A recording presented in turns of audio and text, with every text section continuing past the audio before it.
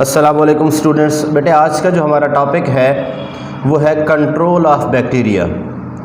जो बेटे बैक्टीरिया का कंट्रोल है वो चाहे घरों के अंदर हो या इंडस्ट्रीज़ में हो या कोई मेडिकल फील्ड को देख लें तो सबके अंदर बैक्टीरिया को कंट्रोल करना बहुत ज़रूरी है।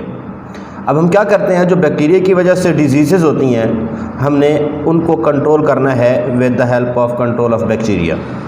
अब जो अगर हम बैक्टीरिया को कंट्रोल करेंगे तो स्पॉइलेज ऑफ फूड नहीं होगी, इनकी खुराक जो है वो ख़राब नहीं होगी, एंड अदर इंडस्ट्रियल प्रोडक्ट और दूसरे कोई भी इंडस्ट्री के प्रोडक्ट जो है बेटे वो भी इससे ख़राब नहीं होंगे। Micro organisms can be controlled by the physical method. अब फिजिकल मेथड क्या होता है? Use of physical method to control a bacteria is known as sterilisation. जब हम फिजिकल मेथड के ज़रिए बैक्टीरिया को या माइक्रो ऑर्गेनिजम्स को बेटे कंट्रोल करते हैं तो उसको हम कहते हैं स्टीरिलाइजेशन।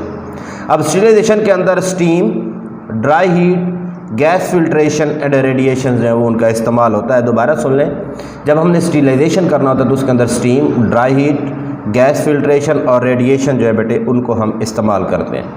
अब high temperature is used in the microbiological labs and for the controlling of the microbes both dry and the moist heat is effective. हम बेटे बहुत ज़्यादा टेम्परेचर इस्तेमाल करते हैं जब हम बायोलॉजिकल लैब्स के अंदर काम कर रहे होते हैं ताकि वहाँ पे माइक्रोब्स को कंट्रोल कर सकें। उसके लिए हम दोनों ड्राई और मॉइस्ट हीट इस्तेमाल करते हैं। जो मॉइस्ट हीट है that causes the coagulation of the protein, it kills the microbes. ये जो प्रोटीन होती है उसको कोगुलेट कर देते हैं और उसको किल करते हैं माइक्रोब्स को। ड्राई हीट जो है that causes the oxidation of chemical compounds of the microbes and kills them. जो माइक्रोब्स हैं उनके अंदर जो केमिकल्स होते हैं उनके ऑक्सीडेशन करवाते हैं और उनको ख़त्म कर देते हैं। उसके बाद इलेक्ट्रोमैग्नेटिक रेडिएशंस होती हैं जिनकी वेवलेंथ बिलो 300 नैनोमीटर होती है, मतलब 300 नैनोमीटर से कम होती है, तो वो भी बेटे माइक्रो ऑर्गेनिजम्स को किल करने के लिए इफेक्टिव साबित होती हैं। उसके बाद heat sensitive compound like antibiotics, hormones and serum are also used for the control of the bacteria. अब these are sterilised by the filter membranes. तो ये स्टीरिलाइजेशन है जिसके अंदर हमने फिजिकली माइक्रोब्स को कंट्रोल करना है। उसमें हमने हाई टेम्परेचर का भी इस्तेमाल करना है, उसके अंदर इलेक्ट्रोमैग्नेटिक रेडिएशंस का भी इस्तेमाल करते हैं। उसके अंदर बेटे हम जो केमिकल कंपाउंड्स हैं वो एंटीबायोटिक्स भी हो सकते हैं, वो सीरम भी हो सकता है। तो जो भी फिज़िकली हमें सूटेबल लगता है, इनके मॉइस्ट हीट है, वो ड्राई हीट है, तो ये सारी चीज़ें बेटे हम बैक्टीरिया को कंट्रोल करने के लिए इस्तेमाल करते हैं। उसके बाद है केमिकल मेथड। अब केमिकल मेथड के अंदर antiseptics, disinfectant and the chemotherapeutic agent are used for the microbial control. Antiseptic हम देखेंगे आगे क्या होते हैं, डिसइंफेक्टेंट और जो केमिकल थेराप्यूटिक एजेंट होते हैं बेटे उनको हम माइक्रोब्स को कंट्रोल। अब जो antiseptics chemical substances used on the living tissues, difference आता है एंटीसेप्टिक और डिसइंफेक्टेंट के अंदर। जो एंटीसेप्टिक्स हैं बेटे वो हम लिविंग थिंग्स के ऊपर इस्तेमाल करते हैं ताकि वहाँ पे बैक्टीरिया की ग्रोथ को स्टॉप किया जाता है, उसको हम कहते हैं एंटीसेप्सिस। एग्जांपल इसकी स्पिरिट है बेटे। और डिसइंफेक्टेंट जो है वो non living vegetable cells and are used on the non-living material. The important chemical agent used for the disinfectant उसके अंदर ऑक्सीडाइजिंग एंड रिड्यूसिंग एजेंट है जिसके अंदर बेटे हैलोजेंस आते हैं, क्लोरीन बहुत इंपॉर्टेंट है, फिनोल है, हाइड्रोजन पेरोक्साइड है, पोटाशियम परमैंगनेट है, अल्कोहल या फॉर्मल्डिहाइड जो बेटे ये सारे केमिकल मेथड्स के जरिए इस्तेमाल। उसके बाद कीमोथेराप्यूटिक एजेंट एंड एंटीबायोटिक्स। अब जो कीमोथेराप्यूटिक एजेंट है ये डिस्ट्रॉय करते हैं माइक्रो ऑर्गेनिज्म की ग्रोथ को इन द लिविंग टिश्यूज। अब ये क्या करते हैं? They work with the natural defence and stop the growth of the bacteria and microbes. Such sulphonamides हैं, टेट्रासाइक्लिन है, पेनिसिलिन है, तो ये नेचुरल डिफेंस मैकेनिज्म के अंदर बेटे ये इस्तेमाल होते हैं। इनके मेथड ऑफ जो मोड ऑफ एक्शन है, माइक्रोबियल इफेक्ट जो होता है जो माइक्रोब्स को फौरन किल कर दे, माइक्रोबिसीडल इफेक्ट कहते हैं उसको। जो माइक्रोबिस्टैटिक होता है वो ग्रोथ को स्टॉप कर देते हैं, तो its maintain the microbial population, constant size के अंदर उसको मेंटेन करते हैं। अच्छा, action of different chemicals and the physical agent of the control vary करता है बेटे। अब ये क्या करते हैं? There damage can causes the malfunction, cell wall को भी डिस्टर्ब कर सकता है, सेल मेम्ब्रेन को भी कर सकता है, साइटोप्लाज्मिक एंजाइम्स को, यूनिक्लिक एसिड को। अगर ये सारी चीज़ें जो है बेटे ये डैमेज हो जाए तो इनका बहुत इंपॉर्टेंट रोल होता है माइक्रो ऑर्गेनिज्म की मल्टीप्लिकेशन के अंदर। उसके बाद method of prevention the treatment of the diseases, immunisation, vaccine बहुत इंपॉर्टेंट। वैक्सीन क्या होती है बेटे? डेड जर्म होते हैं बेसिकली। हम अगर किसी ऑर्गेनिज्म के अंदर इनएकुलेट करेंगे तो उन ऑर्गेनिज्म के अंदर इम्यून सिस्टम को वो स्टिमुलेट करेंगे और एंटीबॉडीज़ प्रोड्यूस करेंगे। जब एंटीबॉडीज़ प्रोड्यूस होंगी तो उसके नतीजे में development of immunity as a result of vaccine is called as immunisation. Vaccine क्या होती है? डेड जर्म है। डेड जर्म को हमने इनएकुलेट करते हैं। जो process of inoculation of vaccine होता है बेटे उसको हम कहते हैं vaccination.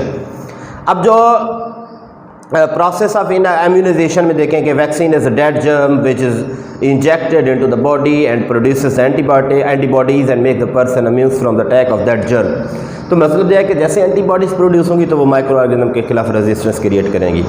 The procedure of development in the inoculation of vaccine in the body is called as vaccination. Development of immunity in the body as a result of vaccination is called as live germ और immunisation. अब Louis Pasteur ने इसके ऊपर काम किया था, discover the causes and the prevention of the many infectious diseases. पहले उसने बेटे चिकन कॉलरा के अगेंस्ट 1980 के अंदर वैक्सीन को डिस्कवर किया था। Isolated the bacteria which cause the chicken cholera. उसने प्योर कल्चर के ऊपर ग्रो किया। ग्रो करने के बाद उसने germ theory of course to prove, उसने फिर जो जर्म थ्योरी ऑफ डिजीज थी उसको भी प्रूव किया। Here in the experiment for the public demonstration, उसने पब्लिक को वो एक्सपेरिमेंट डिमॉन्स्ट्रेट करने के लिए मैनेजमेंट की। He already successful perform experiment, but इसके अलावा भी वो बड़ी कामयाबी के साथ लेबॉर्ट्री के अंदर काम कर चुका था। उसके बाद उसने क्या किया कि हेल्दी चिकन को प्योर कल्चर से इन्फेक्ट करवाया। उसने वेट किया, चिकन जो है वो डेड जब तक सिक नहीं हुआ उसको बटा ही नहीं हुआ। Pasteur reviewed the step of the experiment. उसने देखा कि मैंने जब इसके अंदर कल्चर किया तो वो बीमार क्यों नहीं, उसकी डेथ क्यों नहीं। फिर उसने देखा कि जो सैंपल फ्रेश लिया जाता है वो पैथोजेनिसिटी कॉज करता है। तो सेवरल वीक उसने उसको जब वेट करवाया तो देखा कि उसकी पैथोजेनिसिटी आहिस्ता आहिस्ता कम हो गई थी। फिर उसने क्या किया, उसने ये देखा कि he soon discover that bacteria lose their virulence ability to cause disease after growing old. बहुत ज़्यादा देर तक रखते तो उसकी विरुलेंस खत्म हो जाती है। फिर उसने क्या किया बेटे, उसके बाद बट द अटेन्यूएटेड और the less virulent bacteria can stimulate the host chicken to produce the antibodies. लेकिन वो एंटीबॉडीज प्रोड्यूस जरूर करवाते हैं। Antibodies substances that protect the host against infection used to attack the virulent organism. मैंने कहा resistance create करते हैं। तो उसके बाद बेटे उसने वैक्सीन अगेंस्ट एंथ्राक्स, पास्चर ने फिर उसके बाद अपना प्रिंसिपल ऑफ इनोकुलेशन अप्लाई किया जो थे बेटे उसको एंथ्राक्स के खिलाफ वैक्सीन उसने डिस्कवर की। Attenuated culture of the bacteria as a vaccine. फिर टर्म वैक्सीन उसने डिराइव्ड की from the Latin word vacca जिसका मतलब होता है cow. The immunisation with the attenuated culture of the bacteria is called as vaccination. पहले बता चुका। Honour of Edward Jenner's. Edward Jenner ने क्या किया बेटे, उसने सक्सेसफुली एक स्मॉल पॉक्स 1796 के अंदर एक्सपेरिमेंट किया। तो जो काउ पॉक्स एक डिजीज़ थी वहाँ से जो काउ थी उसके लीजन से, उसकी टीट से लीजन से उन्होंने एक सैंपल लिया, पस लिया। फिर उसको बेटे टेस्ट किया। He inoculated a smallpox by the James Phipps. एक बच्चा था 8 साल का। उसके अंदर उन्होंने उस पस को इनओकुलेट किया with the cowpox causing material. Then the inoculated smallpox causing the material, the boy did not suffer smallpox. जब उसने बच्चे के अंदर काउ पॉक्स के लीजन्स को या कल्चर को इनोकुलेट किया तो बच्चे के अंदर बीमारी नहीं हुई। फिर उसने क्या किया, जो पास्चर था उसने बेटे वो रेबीज़ की बीमारी को डिस्कस किया। अब देखिए पीछे जो पास्चर ने हमें बताया था कि जिस बच्चे के अंदर उसने काउपॉक्स के लीजन इनओकुलेट की बीमारी क्यों नहीं हुई, क्योंकि जैसे ही उसने जर्म काउपॉक्स वाले इंटर किए थे उसकी बॉडी के अंदर उसका इम्यून सिस्टम स्टिमुलेट हो गया था। उसने एंटीबॉडीज़ प्रोड्यूस करना स्टार्ट कर दी थी। जैसे एंटीबॉडीज़ प्रोड्यूस होती तो माइक्रोब्स अटैक करते थे, वो उसको उसके खिलाफ रेजिस्टेंस क्रिएट करते थे क्योंकि इम्यून सिस्टम एक्टिवेट हो चुका था ऑलरेडी, जिसकी वजह से जो भी फॉरेन सब्सटेंसेस अटैक करते थे तो फौरन उसको किल कर देते थे। पास्चर ने बेटे फिर जो रेबीज़ या हाइड्रोफोबिया होता है बेटे उसके खिलाफ भी वैक्सीन तैयार की। रेबीज़ जो बेटे वो ट्रांसमिट होती है जब रैबिट डॉग, कैट या अदर एनिमल्स किसी दूसरे एनिमल्स को बाइट करता है। तो ये था बेटे कि हमने इसमें देखा कि बैक्टीरियल कंट्रोल है कि हमने किस तरह कंट्रोल करना है, control of bacteria by immunisation and vaccination. तो मुख्तलिफ तरीके हमने फिज़िकली भी डिस्कस किया कि जब हम स्टेरिलाइजेशन करते हैं जो फिज़िकल मेथड है उसके अंदर हम dry heat, moist heat, high temperature, electromagnetic radiation जिनकी वेवलेंथ 300 नैनोमीटर से कम होती है उनका भी हम इस्तेमाल करते हैं। उसके बाद बहुत से ऐसे बेटे सब्सटेंसेस हैं वो जो एंटीबायोटिक्स हैं, हार्मोन्स हैं, सीरम है, तो ये भी कंट्रोल करने के लिए इस्तेमाल करते हैं। जो केमिकली हमने देखा कि कंट्रोल करने के लिए उसके अंदर हम एंटीसेप्टिक, डिसइंफेक्टेंट और कीमोथेराप्यूटिक एजेंट जो है उनका इस्तेमाल करते हैं। जो एंटीसेप्टिक है वो हम लिविंग टिश्यूज़ के ऊपर माइक्रोब्स को कंट्रोल करने के लिए इस्तेमाल करते हैं, जिस तरह सीपरेट है बेटे, हम जो ज़ख्म वगैरह होता है उनको वॉश करने के लिए इस्तेमाल करते हैं। उसके बाद जो नॉन लिविंग टिश्यूज़ के ऊपर हम जो डेली घरों के अंदर सफाई करते हैं, फिनाइल का इस्तेमाल करते हैं। Phenyl actually disinfectant. तो कीमोथेराप्यूटिक एजेंट वो सल्फोनामाइड है, वो टेट्रासाइक्लिन है, वो पेनिसिलिन है। अब इनका method of action, mode of action क्या होता है बेटे? वो जो साइटोप्लाज्म को इफेक्ट करते हैं, वो सेल वॉल को डैमेज कर देते हैं, वो प्लाज्मा मेम्ब्रेन को डैमेज कर देते हैं या न्यूक्लिक एसिड को। जब ये सारी चीज़ें डैमेज होती हैं तो उसके बाद बेटे क्या होता है कि वो बैक्टीरिया या माइक्रो ऑर्गेनिज्म जो है वो ग्रो नहीं कर सकते।